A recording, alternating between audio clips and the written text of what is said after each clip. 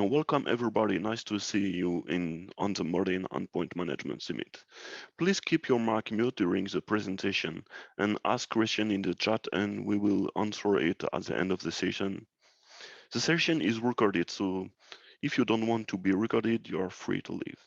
And now let's the awesome Tobias, Almen speaking. Thank you very much, Damien.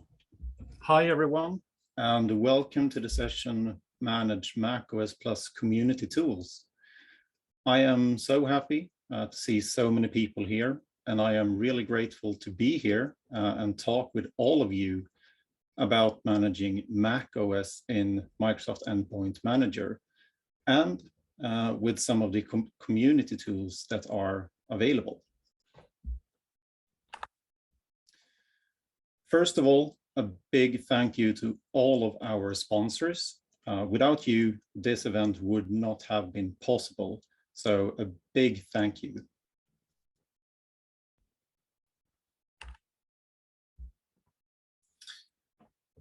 The last years has largely driven by user choice becoming a thing within the enterprises.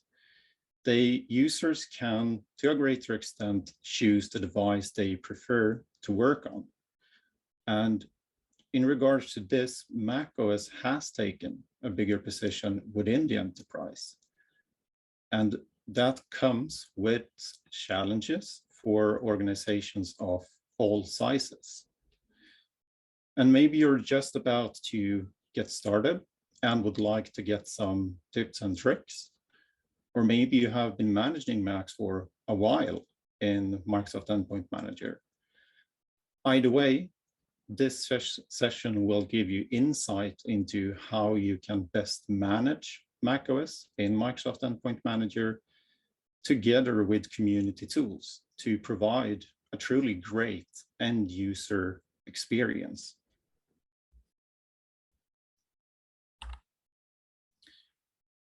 And if you are a macOS admin in Intune, then you probably recognize the problems we have on this slide. Applications reporting as failed or waiting, but why? That's a question I've struggled with many times working with package management in Intune. You've had to expand packages to check whether it contains the correct parameters in order for Intune to successfully detect the package as installed. Microsoft has been taking steps in the right direction recently by supporting uploading DMGs and most recently PKGs directly to the Intune console without having to wrap them to the .intune Mac format. But there are still some caveats to that. For example, if you make a change to a package and you re-sign the package with your developer certificate, you might not be able to upload that application to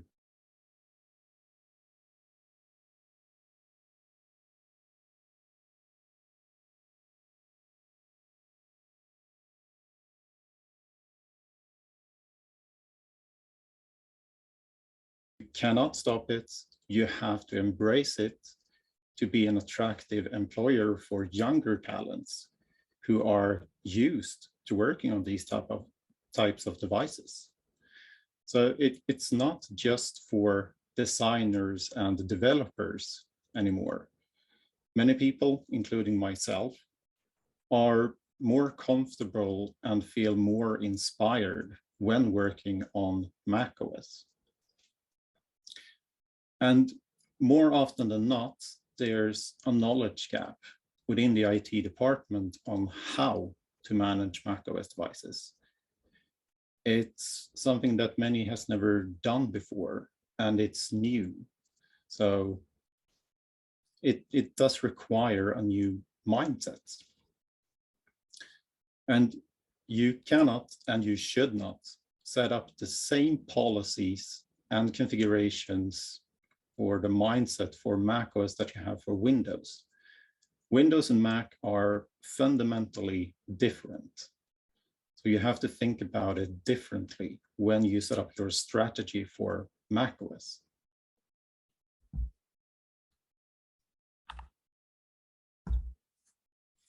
So on the agenda today, I will give an introduction to macOS management in Microsoft Endpoint Manager, how you can enhance the management for both your admins and your end users using community tools that are available.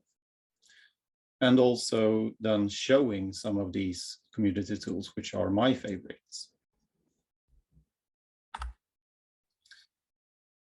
And the goals for today is that when you leave this session, you will leave it with acknowledgement on the basics of managing macOS in Microsoft Endpoint Manager, and also some challenges that comes with it. You will also understand how you can enhance experience for both you as an admin and also your users, and know what the tools are and which of them you can implement to solve a specific pain point.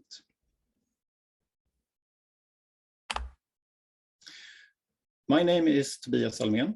I work as a senior consultant with a focus on iOS, Android, Mac, and macOS management for Cygate, part of Telia company.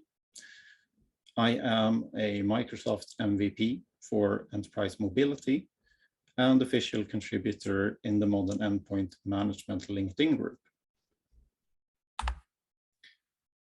If you would like to reach out to discuss or ask me something, I am on Twitter, LinkedIn, and I also have a blog where you can find content on managing mobile devices and macOS in Intune.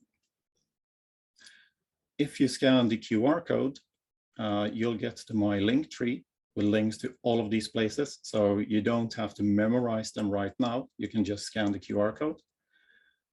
And there will be QR codes throughout this session with links to blog posts from me and others where you can find in-depth information about the tools we are talking about and also how you can integrate them into Intune.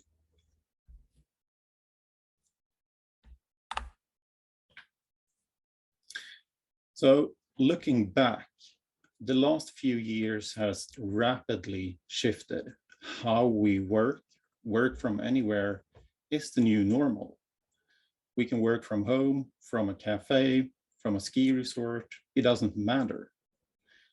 And we have to adapt to how we, in the best way possible, can provide our users with a great experience while maintaining management and security. So it has been a big change. And during this session, we will explore how we can accomplish this in Intune.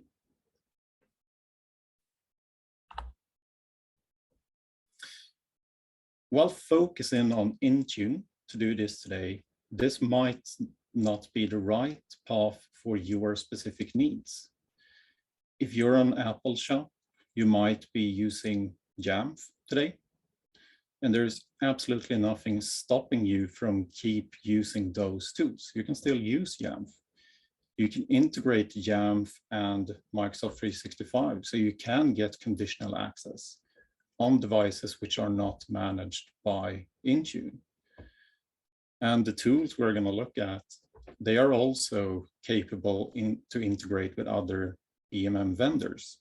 So you can integrate it to JAMF or Workspace ONE or wherever you are. So if you are thinking about migrating or so just think about it before you do it. Do you get any benefits from migrating? Is it solely because of licensing? Would a migration create a management overhead instead? So no matter if you stay or if you migrate, you can still create this experience no matter what.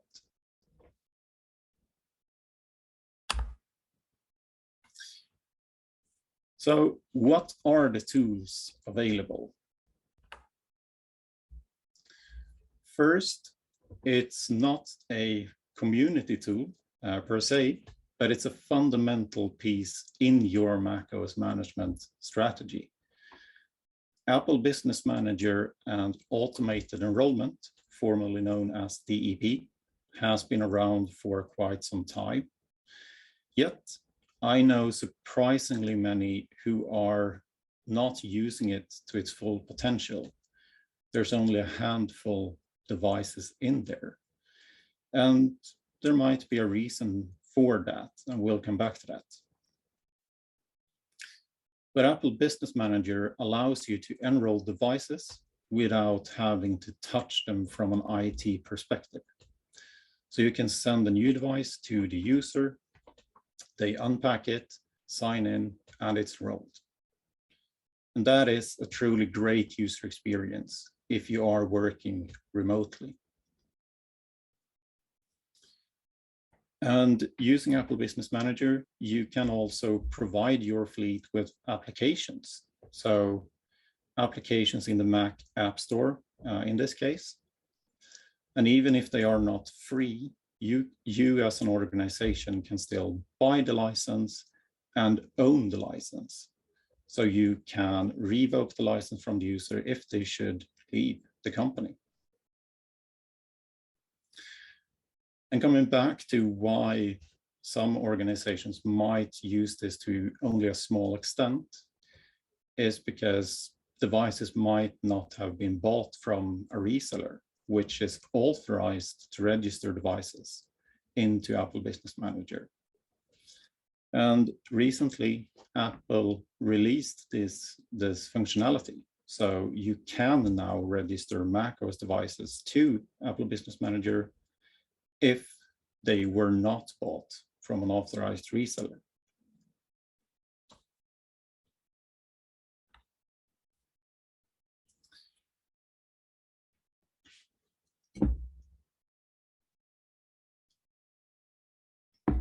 Another fundamental piece is to keep your fleet up to date. From a security perspective, this is very, very important. We have seen in the last months and years that there are many vulnerabilities coming and they're being patched ongoing. So you need to have a strategy of how do you make sure that your macOS fleet is up to date. And Nudge is a tool that lets you configure user notifications. You can brand them and you can word them just the way you want it so that the user is familiar with the brand and how you communicate. I really do like this tool. It's a great tool to have in mind when planning an update strategy for your macOS devices. It's extremely reliable because it is using the built-in update functionality of macOS. And this is used by millions of Macs. So there's no update commands being pushed from EMM systems, which has been proving challenging, as most of the time that is a fire and forget approach. Quick tip. On my GitHub, you can find example launch agents with different schedules on when a nudge should be initiated on your device. So you can play around with the different types of schedules that you can set up when you are notifying the user.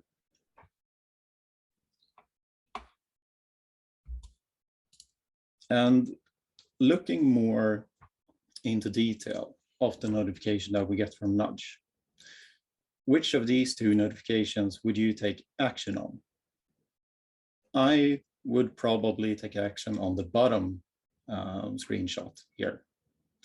So that is how the notification can look like from Nudge.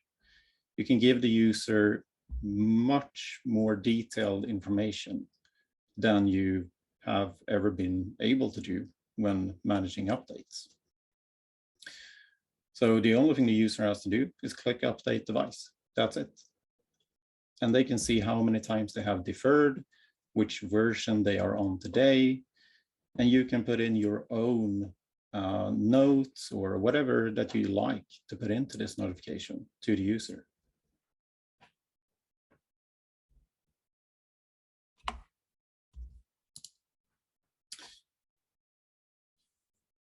And what would a good user experience be without a good onboarding? I think this is one of the most important pieces as well, because you have to provide a great onboarding experience to build trust for the platform that you set up. And Octory is a tool that can help you with this.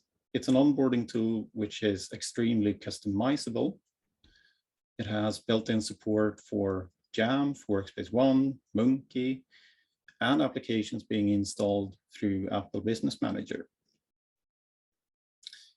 So I've seen so many times users that are confused about what's happening when they are enrolling a macOS device to Intune or other EMM systems. When they come out of Apple Business Manager, they are presented with a desktop.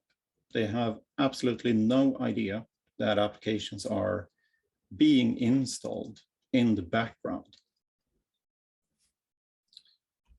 And looking closer at the screenshots, this is the type of experience that you are able to provide.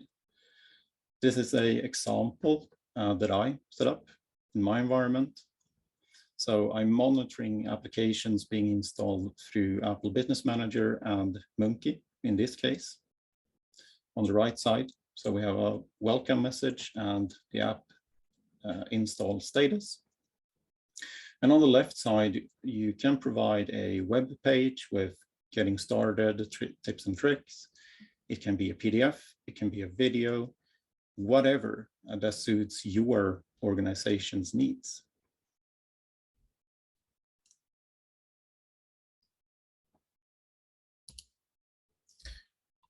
And speaking of package management, we touched this in the beginning of this session when we had 3 problems on one slide. So package management is a hot topic while discussing macOS management in Microsoft Endpoint Manager. And Munki is a really great open source project that it has been around for many years. It was created by Walt Disney Animation Studios.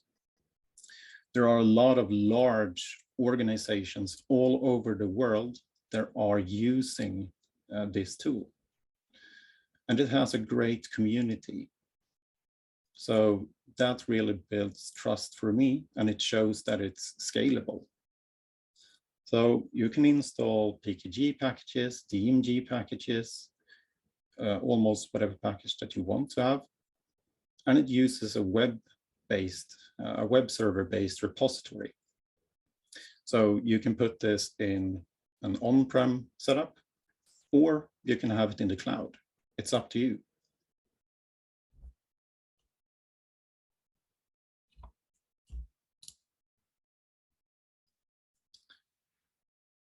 And staying on package management, we also have AutoPKG. AutoPKG is a framework that automates the tasks that you usually perform when you package and distribute applications. Essentially, you define the steps in something called a recipe, which can be in a YAML or plist format. And you then run through these steps automatically instead of doing them manually. So this will take care of downloading the application, publishing the application to Munki if you wish. So this really helps you save time so you can put your time to use where it matters.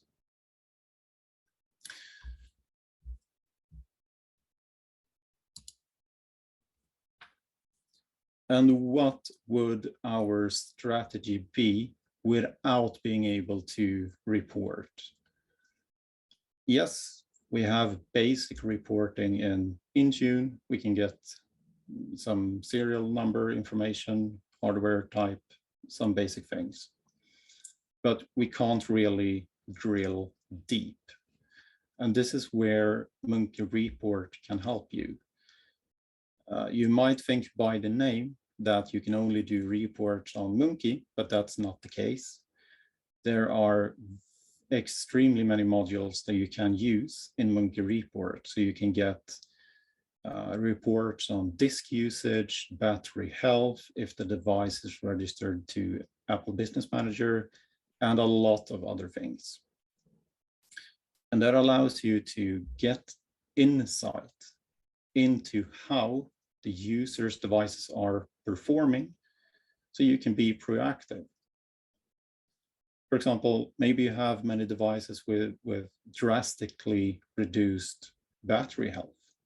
That will cause issues for your users.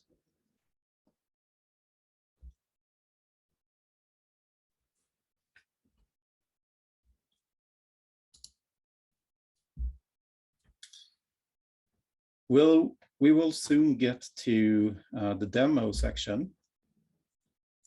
The demos we will be covering includes 3 tools we have talked about. It is AutoPKG, Munki, and Munki Report. The package management will all be powered by Azure DevOps. That will be our source repository. And we will then have Azure DevOps pipelines, which will take care of making our packages available to Munki and in the end, our users. We won't deep dive into Git and Azure DevOps, even though I would like to, but we won't do that today. We will only do some basic tasks to get our applications in there. So this will be more of an admin experience we are looking at. And lastly, I will give an introduction to the Munki Report console and an overview of the different modules that you can use for reporting. And the flow will look like this. If my presentation decides to work, there we go. First, an admin will add a new package using AutoPKG. So that will be the first step that we do. When we have added the package, we will then push that change to Azure DevOps. When we do that, an Azure DevOps pipeline will automatically run and download and do everything that we need to do to get that package into Munki. We will then have to approve this package. So we as administrators approves every new package that AutoPKG puts into Munki. So we don't just add anything, we actually have to approve it as well.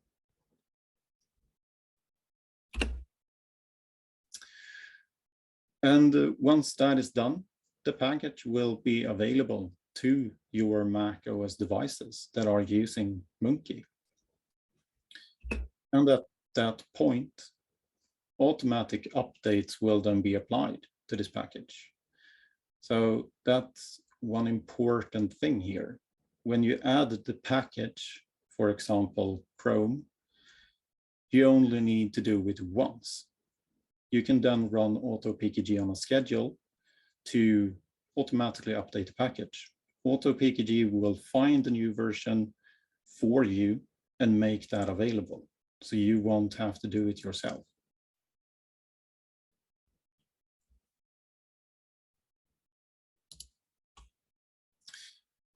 But let's start with AutoPKG.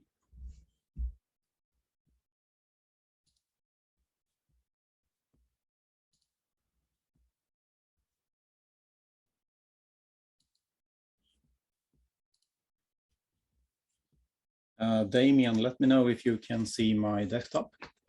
Yep. Cool. So first things first, we do have a repository in Azure DevOps, which contains the recipes or the steps that we talked about.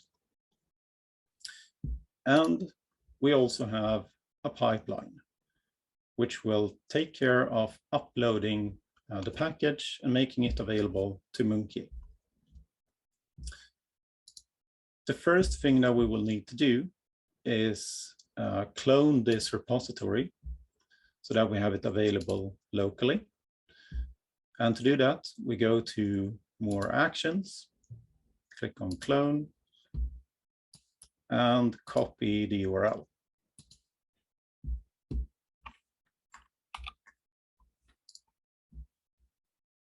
And the first thing that we will do here is that we will create a directory that we will call auto-pkg. Change into that directory and initialize it using git init. And once we have done that, we now need to add our remote repository. So we want to work with Azure DevOps, so we have to specify that. And to do that, we type git remote add origin and the URL that we copied. So now we have our remote repository. Now we need to get the files which are in that. So let's run git pull.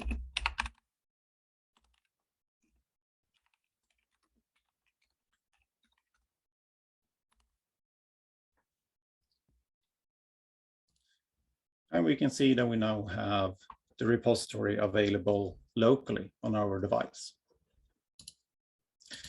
And this is what we want to do. We want to create a new recipe. So I have prepared a few things on my device here. First, I have installed Git, which you can do by just running Git in the terminal, macOS. Secondly, I have also installed auto-pkg. And auto-pkg you can download from their GitHub site. Just under releases, you can download the pkg and install the package. That's all you need to do.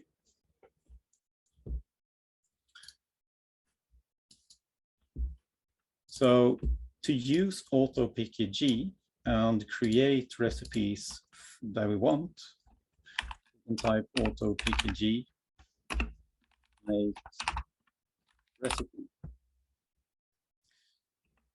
If I do this right now, I know there is a recipe for Firefox. And I spelled something wrong, it looks like.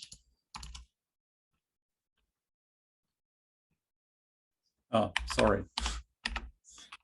pkg make override. We don't want to make a recipe. We want to create an override.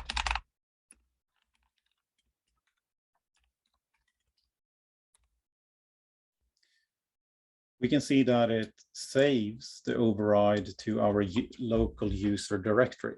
And this is not what we want in this case. We want to work with the Azure DevOps repo. So let's go ahead and configure auto-pkg to write to our Azure DevOps repo here locally. So we do a default write to com.github.autopkg, specify the key recipe overrides, and point that to our Azure DevOps folder.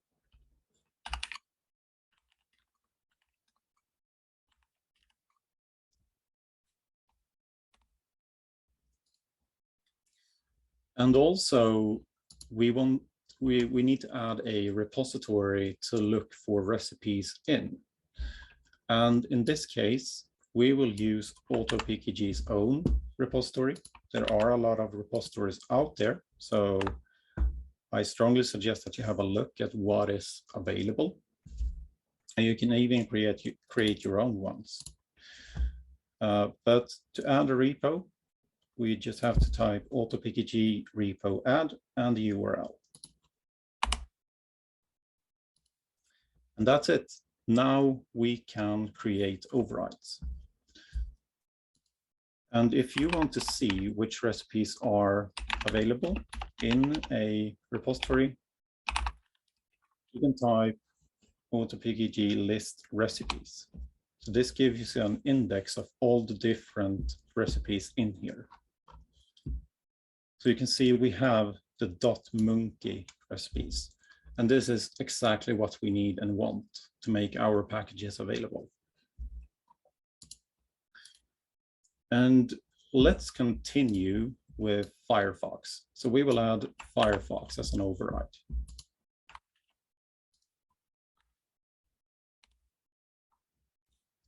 You can see that it successfully added it to the correct folder this time. If we have a look at the actual recipe,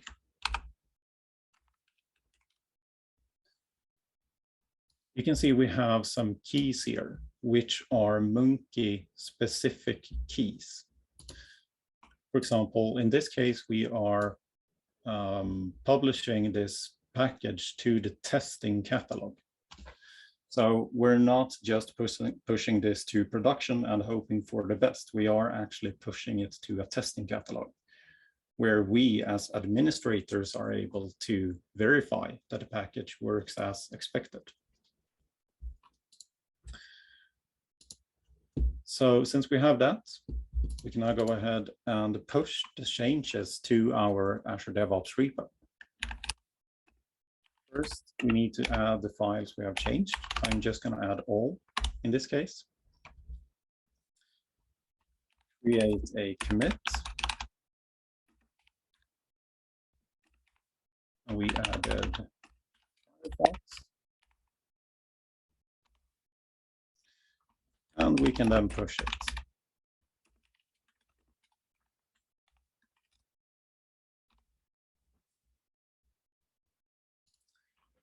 We go back to Azure DevOps. We can see that our pipeline now kicked off automatically. I did not have to do anything to kick this pipeline off, but to add the override and push it. That's it. And if we have a closer look at the pipeline, it is just now starting. There are a lot of steps that the pipeline will do for you. It will install Munki tools, AutoPKG, set up Munki, make catalogs. It will do all of these steps so you don't have to do that manually. But let's wait for the pipeline to finish. It might take a minute or two.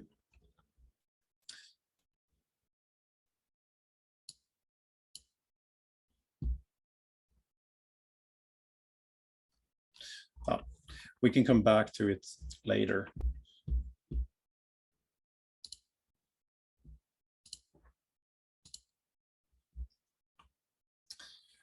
So what did we just do? Well, we quickly, or very briefly, reviewed the setup. We have an Azure DevOps repository, and we have an Azure DevOps pipeline. We then created an override. We configured some things for AutoPKG to look for the right directory. We created an override for Firefox, and we pushed that to our Git repository, which then kicked off the pipeline.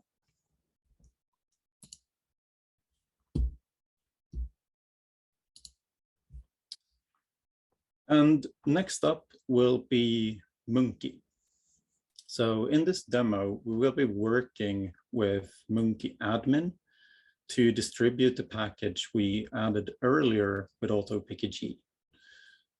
And we'll do an overview of the components we are using as well. But the pipeline is soon finished, so let's jump back to the demo.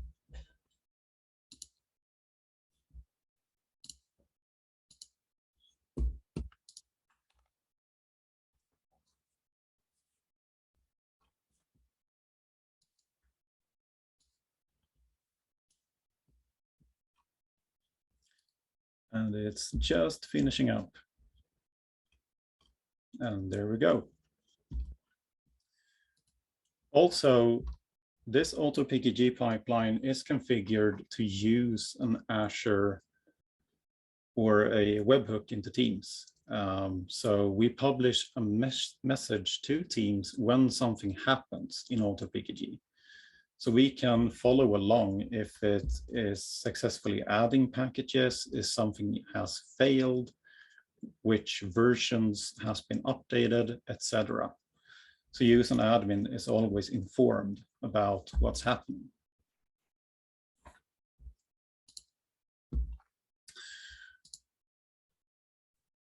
So since we are going to look at Munki now, we will switch to our Munki repository in Azure DevOps. And we saw that AutoPKG run was successful. So if we go to branches, we can see that the AutoPKG pipeline has created a new branch for the new package that we added. And this is where the approval process comes in. So we're not just pushing this to the main branch and making it available. We have to, in Azure DevOps, approve this package to be added. And to do that, we can create a pull request in Azure DevOps and say that we want to merge the Firefox branch into the main branch. And we can keep the default description and title, that's fine. And create a pull request.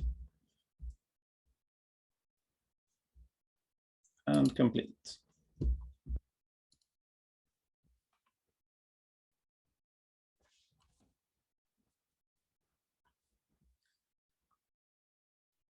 So once it has finished merging, and there we go, it will then run the Munki pipeline. And this pipeline is what is making the package available to our end users. So this will go ahead and synchronize the package and all the metadata needed to be able to install it from Munki to an Azure storage account. So our devices is not reaching this repository. They are using an Azure storage account to download the applications. And we can have a quick look here. Here is our storage account in Azure. And here we have the PKGs and DMGs and all of the applications that we make available to the users.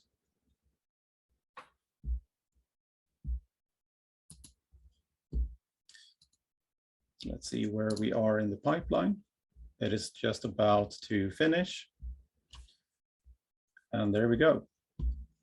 So if we jump back to the storage account and look at PKGs again, we can see that we now have Firefox available as well. So just think about it. What I've had to do so far is type AutoPKG make override firefox.munki and commit that to the repo. That's it, to add a new package.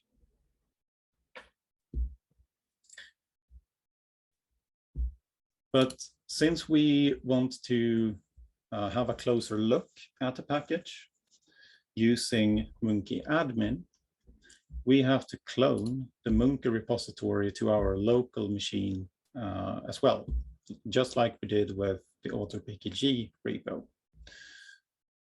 So let's go to the clone section again, copy the URL.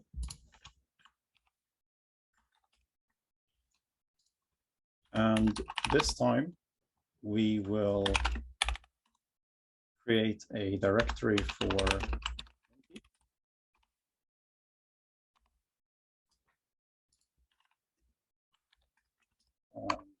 initialize this directory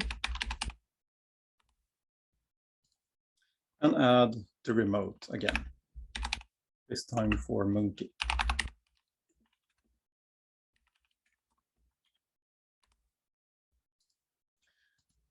There we go. Now we can pull down all of the files.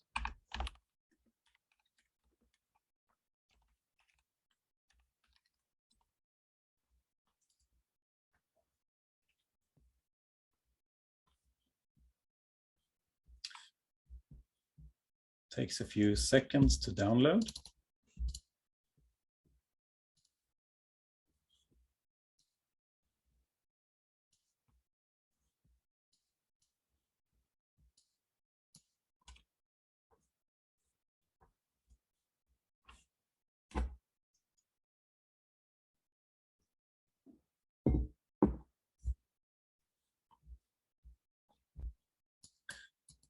My internet seems slow today. There we go, finally. So now we can open the Azure Blob folder in Munki admin. So this is our Munki repository. This is what the structure looks like. If we open that, we can see we now have Firefox in here. And just like it said in the recipe, it's available in the testing catalog. So this might be us as administrators or a few beta users you have, whatever you'd like to have. So you can set this up in a ring type of structure where you have internal testing, beta, pre-prod, and production. But before I make this available to my users, I might want to add an icon for Firefox, for example. So we can just right-click, choose batch extract icons for Firefox.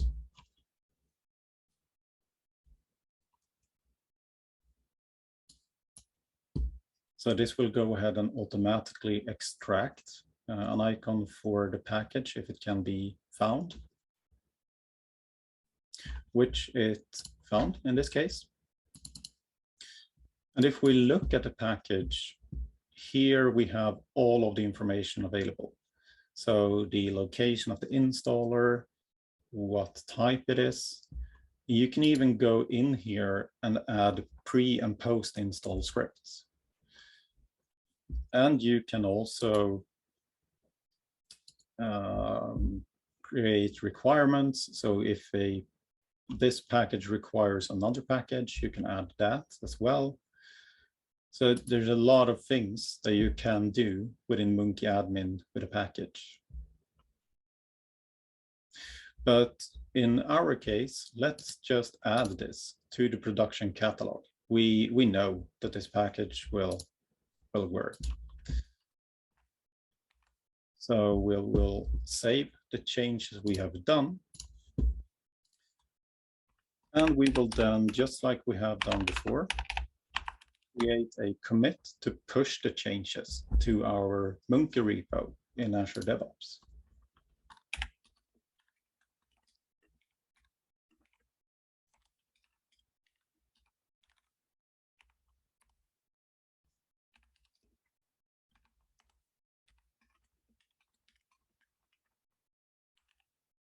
I'm sorry if my keyboard is a bit loud. It's the mic is right in front of the keyboard.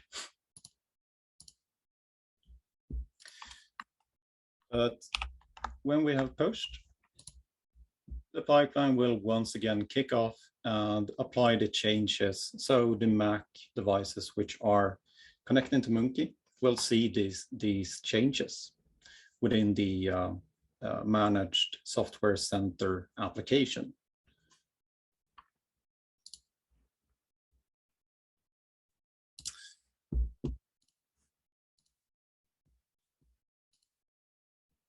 So to quickly summarize, we reviewed the setup quickly. We have a Azure DevOps repo, we have an Azure DevOps pipeline, and we have a storage account.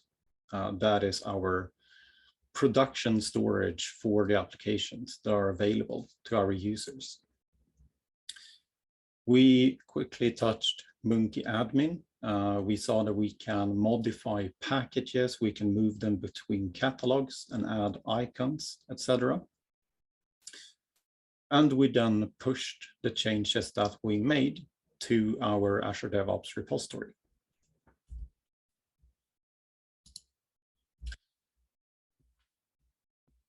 And let's move on to Munki report.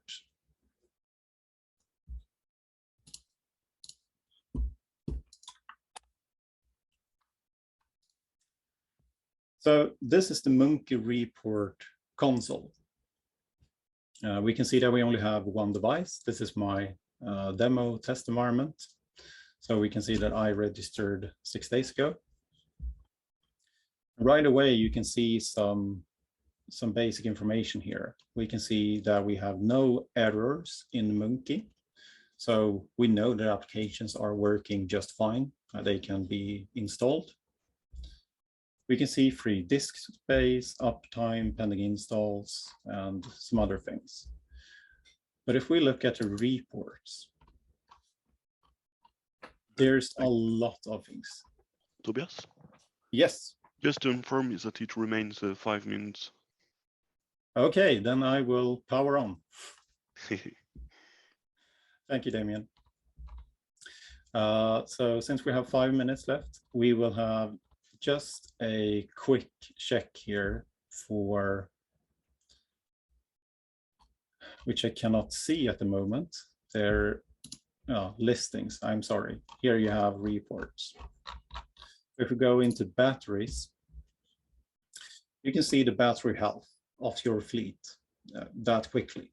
And you can export data from this using APIs as well. So I encourage you to have a look at the different modules that are available and also have a quick look at Munki report and what it can do for you.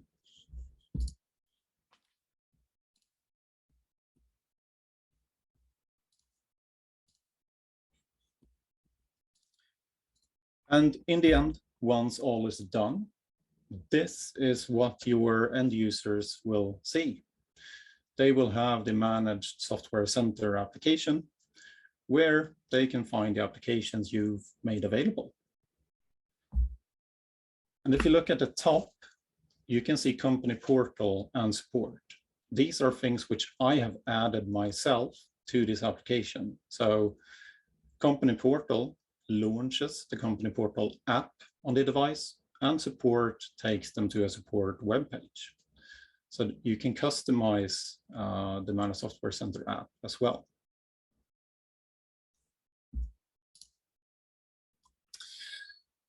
So to quickly summarize, we started off by looking at some challenges that you as a macOS admin in Intune might face on a day-to-day basis. We discussed the tools available to help you solve the challenges and create a great end user experience while managing macOS in Intune. And these are 3 things that I would like you to do after the summit. First, I wanted to focus on the summit and the amazing sessions that we have. But after that, identify the pain points for your users and administrators. Implement the tool that might solve these pain points. And the journey of continuously identifying pain points and enhancing the experience, it's not a one-time thing. You always have to re-evaluate and make changes when needed.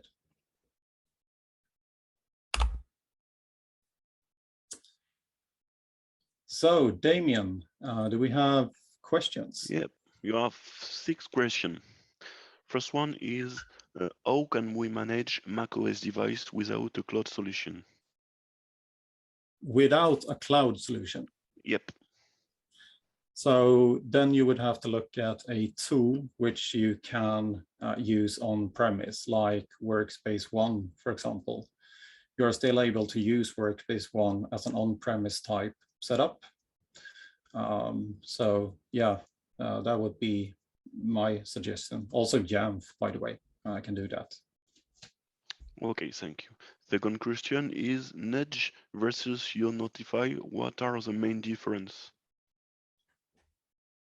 Was it your Notify? Did you say that? I don't know what's Your Notify. What are the main difference? I admit I don't. Yeah, it's not a tool which I myself have used, so I don't know the exact differences between them. But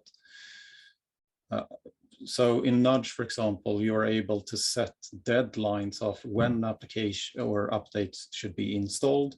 So by a certain date, you can force users to upgrade. You can lock them down to this notification, for example. Okay, so third question is when can we expect device enrollment manager role by platform or location? When can we expect device enrollment manager role by platform or location? I think as you can see the question too in the queer part. It will be easier. I think I can see it. Sorry, but I cannot find the Q&A window. Okay, so I will copy it in the. Yeah, I'll take that question with me, and I will reach out. Okay. So I copy it there. I have another question. Does Munki also need a developer certificate to see in the package? No, it's more of that macOS wants to have signed packages, but you can still push unsigned packages using Munki. Okay. What is the difference with using git init versus git clone? I just did what I'm comfortable doing, to be honest. You can use git clone as well. Okay. And last question is not possible to upload the auto package to Intune instead of Azure DevOps? No. So auto PKG packages, what auto PKG does is that it's just downloading the DMG or PKG from the website of the vendor. So yeah, you nowadays, when you are able to upload DMGs and PKGs, you might be able to actually. So I haven't seen it, but might be. Okay, that seems to be good. Yeah. This was an awesome session, Tobias.